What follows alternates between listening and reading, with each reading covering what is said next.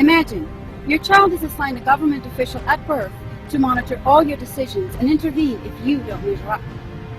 Imagine. Your child begins mandatory sex education at the age of 4, and you have lost your right to opt out. Imagine. You lose your right to protect yourself and your family because unelected and accountable officials believe a child has a right to a gun-free environment. Imagine. Your child's medical records can be reviewed at any time by any physician, teacher, or government social worker in the nation without your permission.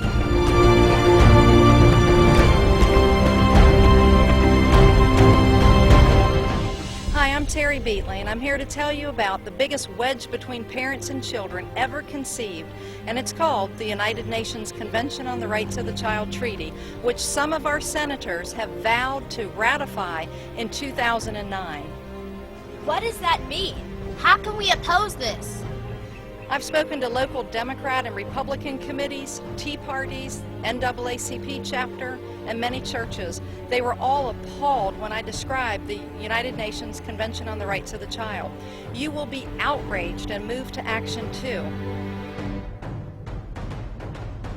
The United Nations CRC Treaty takes decision-making power away from parents, and it gives it to the government so it can enforce the ideological whims of the United Nations.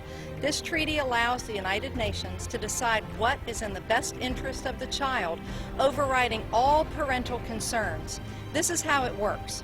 A committee of 18 experts sitting in Geneva has the authority to issue official interpretations of the treaty, which would be entitled to binding weight in American courts and legislatures. This would effectively transfer ultimate authority for policies in these areas to a foreign committee. This includes health, education, and family life issues like faith and discipline. I don't want the UN to be my parents. You bet.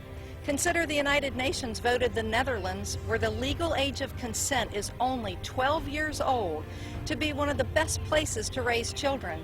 And the United Nations also praised the Netherlands' liberal attitude toward juvenile drug and alcohol use. Don't we believe in self-government? Aren't we a nation of laws? Usually, if you don't like the laws that your politicians pass, you can kick them out at the next election. But because this is a foreign treaty, once these United Nations elitists move in, you can't throw them out.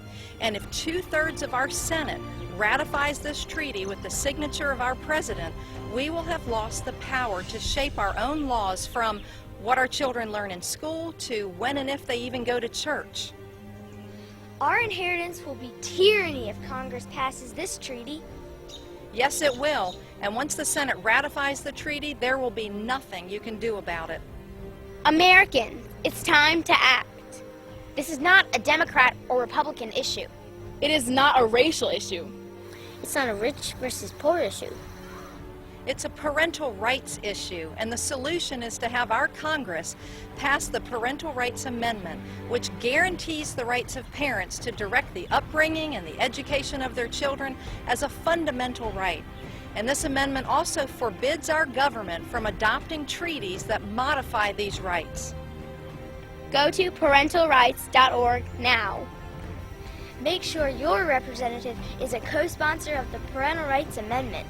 Demand they vote no on the UN Convention on the Rights of the Child Treaty. Protect me. And me, my parents. Americans, it's time to act.